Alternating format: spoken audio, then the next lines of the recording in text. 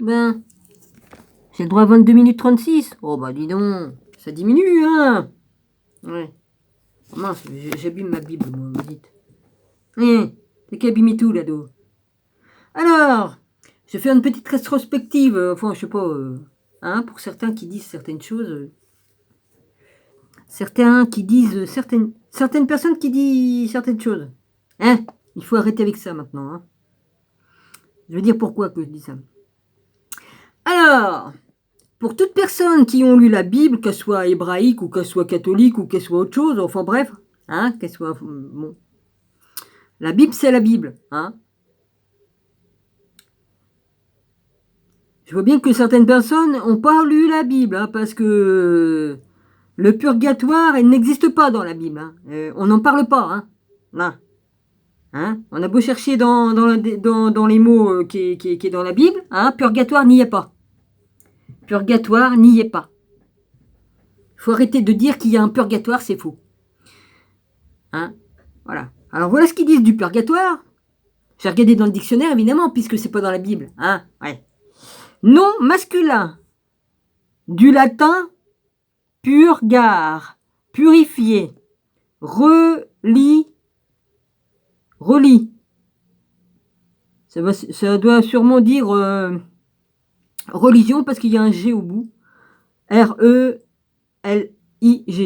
Lieu où les âmes des morts achèvent d'être.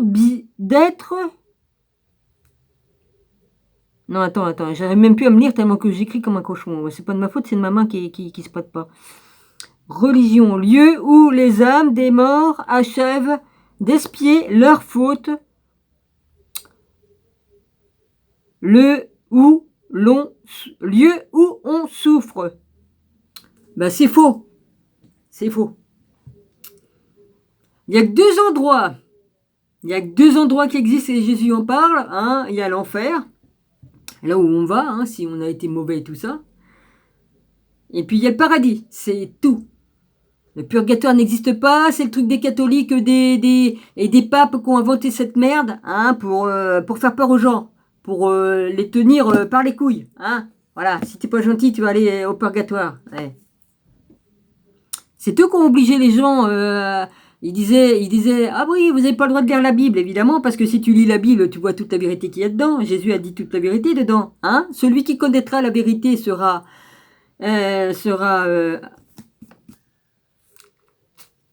merde, je sais même plus, moi, je savais et je sais plus, c'est parti. Oui, celui qui connaîtra la vérité sera... Oh bah merde, c'est reparti, c'était revenu, c'est reparti. Celui qui connaîtra la vérité sera... Pourquoi que ça me fait ça, Seigneur? C'est Linky qui me fait ça. Excusez-moi. Celui qui connaîtra la vérité sera affranchi. Hein, voilà. Voilà, c'est ça, c'est le mot que je cherchais, affranchi. Alors, faut arrêter de dire des conneries sur le purgatoire, hein, c'est entièrement faux. Ça vient seulement du pape qui a voulu être maître à la place de Dieu. Hein. Il a bien piqué le trône de Jésus. Hein. Ouais. Voilà. De quel droit il se met sur un trône déjà? Il n'y a qu'un seul roi, hein, Jésus. Légitime. Jésus-Christ. Légitime. Ah, on va comme dire que j'ai une bouffée délirante comme un con qui m'a écrit là parce que je disais la vérité sur les vagues, sur beaucoup de choses, de ce qu'il y avait dedans, tatati tatata. Ah non, j'ai une bouffée de, je suis mythomane, je suis une, voilà, j'allais dire nymphomane, ça n'a rien à voir. Hein, elle est bonne celle-là. Ceux qui disent la vérité, qu'ils ont des bouffées de paranoïa et puis qui, ouais, et puis d'autres trucs, je sais plus qu'est-ce qu'il m'a dit l'autre connard. Oh bah celui-là, il est pas prêt d'être réveillé, hein. Il vit dans un monde de bisounours, hein. Ouais. En plus, je discutais avec la dame qui est propriétaire de la chaîne. Alors, qu'est-ce qu'il est venu me faire chier encore? Il y a toujours des cons pour venir vous faire chier de toute façon. On peut plus discuter avec les amis sans qu'on vienne nous faire chier. C'est pas plus compliqué que ça. Voilà. Alors, moi, je parle du purgatoire. Là, c'est pour une amie. Si elle m'entend, elle m'entend. Si elle m'entend pas, elle m'entend pas. C'est pas grave. Mais il faut arrêter de dire le purgatoire, ça n'existe pas. C'est pas vrai. C'est un mensonge. Donc, voilà. Jésus n'approuve pas les mensonges. Maintenant, chacun croit comme il veut, mais moi, je dis ce qui est, c'est tout. Je suis là pour dire la vérité. Maintenant, je prends ma Bible. Purgatoire n'y figure pas. Tu peux prendre n'importe quelle Bible. Ah, évidemment, si tu en prends une toute neuve qui a sorti l'année dernière ou il y a 2-3 ans, admettons, ils ont enlevé des morceaux dedans. C'est Matthieu. Ouais, dans Matthieu, ils ont enlevé des phrases qui étaient dedans, hein, parce qu'ils marquent tout pouvoir mon Père m'a donné, ça ils l'ont enlevé, je crois. Hein, Jésus, il le dit. Et Matthieu 28, 18, ou d'autres trucs. Ils ont retiré pas mal de trucs parce que ça les dérange, le vac. Pas le vaccin, hein, le Vatican. Ouais. Ta gueule, toi, les mouches. Ils ont enlevé pas mal de choses parce que ça leur plaît pas. Non, non, non. Ils veulent, mais franchement. Alors, je vais lire un truc. Régénération. Le mot qu'il y a dans la Bible. Nouvelle naissance de l'individu par l'action conjuguée de la parole et de l'Esprit de Dieu. Jean 3, 2.3-8, point virgule. Jean, fais pas chier. 1, 2. C'est pas 1, 2. 1, 2.18. Celui qui est régénéré reçoit la vie éternelle. 1 Jean 5, 12. Devient enfant de Dieu. Jean 3, 2.1. Et participant. Viens pas sur mes mots. Comment veux-tu que je lis Franchement. Oh, voilà que je vais adopter une mouche maintenant. Je vais acheter une laisse. Ouais, une laisse pour mouche. Lol. Alors, devient enfant de Dieu. Jean 1, Jean 3, 2.1. Et participant à la nature divine. 2 Pierre 1, 2.4. Il est scellé du Saint-Esprit. Épître 1, 2.13. Un héritage lui est assuré dès la part de Dieu. De la part de Dieu, pardon. Oui, je ferais mieux de mettre ma loupe. Mais bon. Alors ah, je sais plus ce que ça veut dire, GA. Merde, peut-être que ça veut dire Gabriel. 4, 2.7. 1 Philippe 1, 2.3-5. Point virgule, psaume 16, 2.5-6. Rabbi Rabouni, alors attends, les maîtres docteurs, titre donné par les juifs à leur chef religieux. Matthieu 23, 2.7, point virgule, Jean 1, 2.38, point virgule, 20, 2.16. Rachat, rédemption. Paiement ou rançon donné pour la libération d'un individu. Israël a été racheté de l'esclavage de l'Égypte. Psaume 74, 2.2, point virgule, 130, 2.7-8, point virgule, CP. Alors CP, je sais plus ce que ça veut dire. Excuse-moi Jésus, hein, je me rappelle pas. Esaïe, là c'est pas essénien parce que sinon ils auraient mis autrement. ES, ça veut dire Esaïe 52, 2.3. Une personne vendue comme esclave ou un bien aligné pouvait être acheté. V. Droit de rachat. Jésus-Christ est le Rédempteur. Job 19, 2.25, point virgule. Ésaïe 59, 2.20. Car il a donné sa vie pour acheter les hommes de la condamnation, de la mort et du péché. Romains 3, 2.23-24, point virgule. Alors ça doit être Éphésiens 1, 2.7, point virgule, 1. Pierre 1, 2.18-19, point virgule, Apocalypse 5, 2.9. La rédemption de notre corps interviendra lors de sa transformation complète au moment de la résurrection. Romains 8, 2.11,23, point virgule, 1. Corinthiens 15, 2.51-55. La régénération, est-ce que je l'ai lu tout à l'heure? Je ne sais même plus. Nouvelle naissance de l'individu par l'action conjugale de la parole et de l'esprit de Dieu. Jean 3.3-8. Jean 1.18. Celui qui est régénéré reçoit la vie éternelle. Jean 5, 2.12. Devient enfant de Dieu. Oui, je l'ai lu ça tout à l'heure, excusez-moi. Résurrection, retour de la mort à la vie. Apocalypse 1, 2.18. La résurrection du Christ est la certitude qu'il est vivant. Matthieu 28, 2.6. Romains 1, 2.4, 2.34.1 Corinthiens 15, 2.3-5 constitue le fondement de la foi chrétienne. 1 Corinthiens 15, 2.17-21, Hébreux 7, 2.25. L'homme est d'abord ressuscité spirituellement. T'as qu'à mettre ta télé encore plus fort, du con. Hein. Fais chier. Épître... ça doit être épître 2, 2.5-6.5. Régénération avant de l'être physiquement au moment de l'enlèvement de l'Église. Bah oui, il faut qu'on prend les habits de lumière. Merde, comme les anges, pareil, on devient comme les anges. On revient à ce que l'on était on revient à ce que on était en haut. En tout cas, moi, ce que j'étais en haut.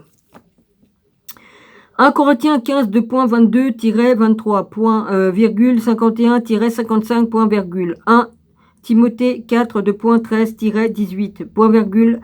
Apocalypse 20, 2.4. Les incroyants ressusciteront pour le jugement dernier. Apocalypse 20, 2.11-15. Ah oui. Alors, révélation, connaissance accordée par Dieu sur lui-même, sur ses intentions, sur sa pensée au sujet de chaque chose. Ésaïe 40, 2.5, Daniel 2, 2.19, Amos 3, 2.7, 1 Pierre 1, 2.10-12. Jésus-Christ a fait connaître Dieu dans sa personne, ses paroles et ses œuvres. Jean 1, 2.18,14, 2.9-10. 2 Corinthiens 4, 2.6. Hébreux 1, 2.2-3. La Bible est la révélation de Dieu. 2 Timothée 3, 2.16, Daniel 10, 2.21. Cependant, l'homme doit recevoir la révélation. C'est 2 points à... Non, c'est pas ça. C.-A avec accent, petit a avec accent, -D points. Être éclairé et convaincu dans son cœur au sujet des vérités contenues dans la parole de Dieu. Psaume 119, 2 points, 105, 130, Épître 1, 2 points, 17-19. Royaume de Dieu.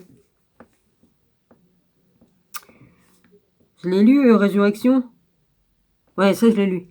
Le règne et la souveraineté appartiennent à Dieu sur toutes choses. 1 Corinthiens 29, 2.11. Je crois que ça doit être ça. CH, ça doit être Corinthiens. Ou alors chronique. Non, ça serait un S sinon. Je sais plus. Pardonnez-moi. 11, 2 points, 11 points, là. 5, 2.19. Point. Dieu était le roi d'Israël à qui il avait donné la loi. 1 S 8, 2.T, 2.7, 12, 2.12. Christ est aussi venu comme roi d'Israël, successeur de David, mais il a été rejeté. 2 S 7, 2.12-16, Matthieu 2.2-6, Jean 19.14-16. Actuellement, le royaume de Dieu a une forme spirituelle et se compose de ceux qui sont nés de nouveau et gardent les commandements de Dieu. Jean 3, 2.3, 3,14, 2.15,23-24. V. Régénération établit son règne. Non, V. Régénération, mais Christ reviendra pour établir son règne. Daniel 7, 2.27, Apocalypse 20, 2.4, 22.2-5. Le royaume des cieux peut être synonyme de royaume de Dieu. Matthieu 5, 2.20, Jean 3, 2.3,5 ou désigner l'ensemble des chrétiens. Ceux qui sont nés de nouveau et ceux qui font profession de christianisme sans avoir accepté Jésus comme sauveur personnel. La séparation s'effectuera à la fin du monde. CP. Matthieu 13, 2.47-50. Voilà.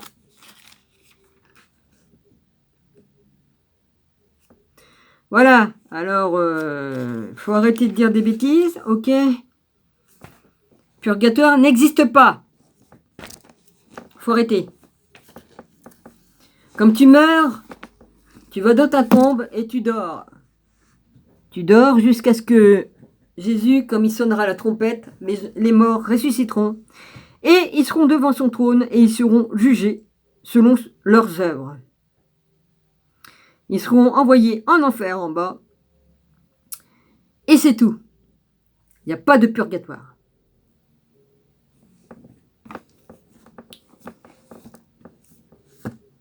Voilà, c'est dit.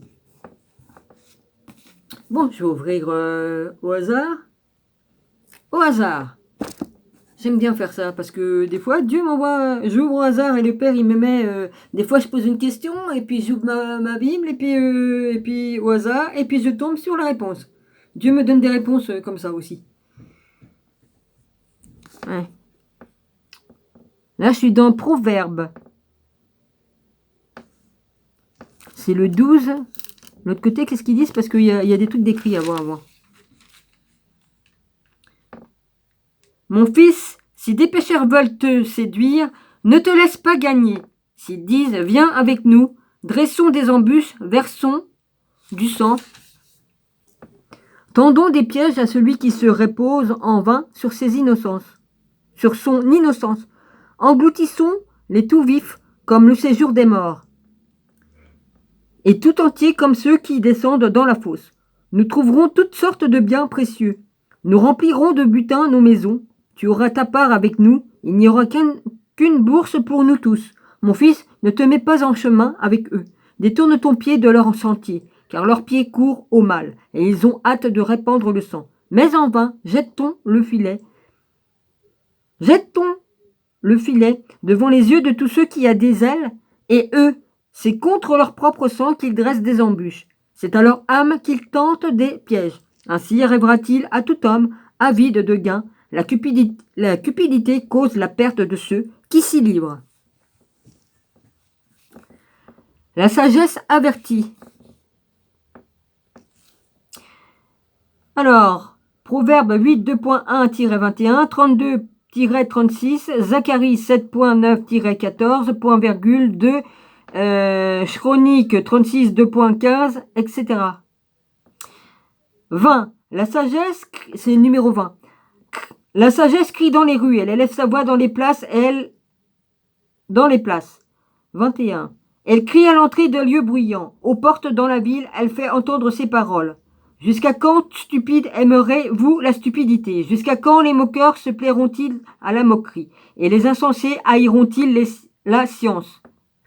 Tournez-vous pour écouter ces réprimandes. Voici, je répandrai sur vous mon esprit. Je vous ferai connaître mes paroles, puisque j'appelle et que vous résistez, puisque j'étends ma main et que personne n'y prend pas garde, puisque vous rejetez tous mes conseils et que vous n'aimez pas mes réprimandes. Moi aussi, je rirai quand vous serez dans le malheur. Je me moquerai quand la terreur vous saisira, quand la terreur vous saisira comme une tempête, et que le malheur vous enveloppera comme un tourbillon, quand la détresse et l'angoisse fondront sur vous. Alors, ils m'appelleront, et je ne répondrai pas.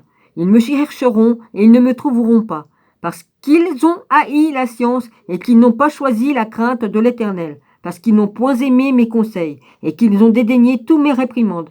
Ils se nourriront du fruit de leur voix, et ils se rassasieront de leurs propres conseils. Car la résistance des stupides les tue, et la sécurité des insensés les perd. Comme stupide, j'en ai rencontré aujourd'hui. Mais celui qui m'écoute reposera avec assurance. Il vivra tranquille et sans crainte aucun mal. La sagesse délivre du mal.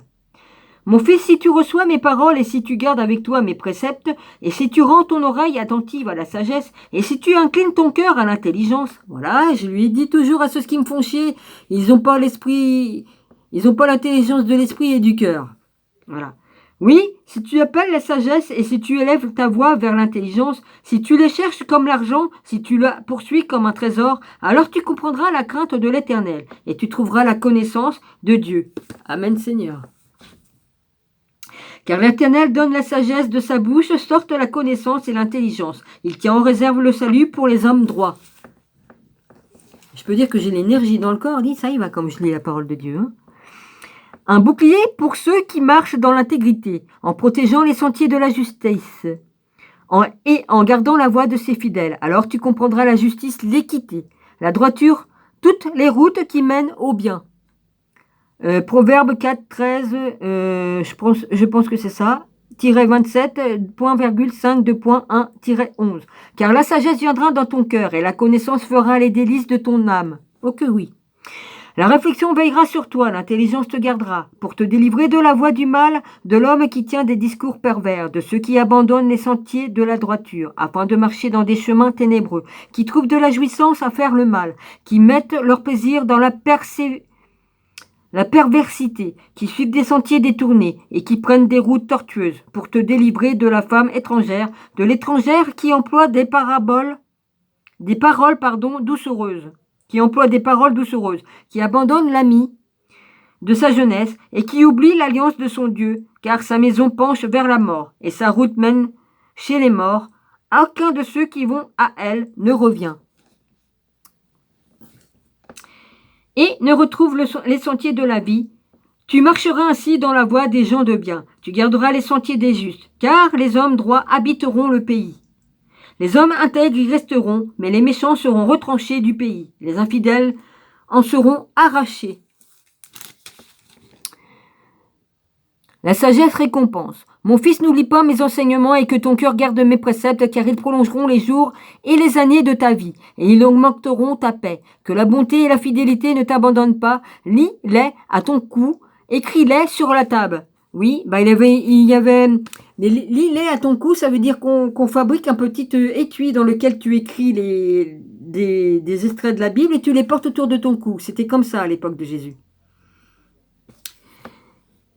Lis-les à ton cou, écris-les sur la table de ton cœur, et tu acquerras ainsi de la grâce et une raison saine. Aux yeux de Dieu et des hommes, confie-toi en l'Éternel de tout ton cœur, et ne t'appuie pas sur ta sagesse, reconnais-le dans toutes tes voies, et il aplanira tes sentiers. Ne sois point sage à tes propres yeux. Crains l'Éternel et détourne-toi du mal. Ce sera la santé pour tes muscles et un rafraîchissement pour tes os. Honore l'Éternel avec tes biens et avec les prémices de tout ton revenu. Alors, tes greniers seront remplis d'abondance et tes cuves regorgeront de moult. Voilà. Je vous embrasse tous, soyez tous bénis.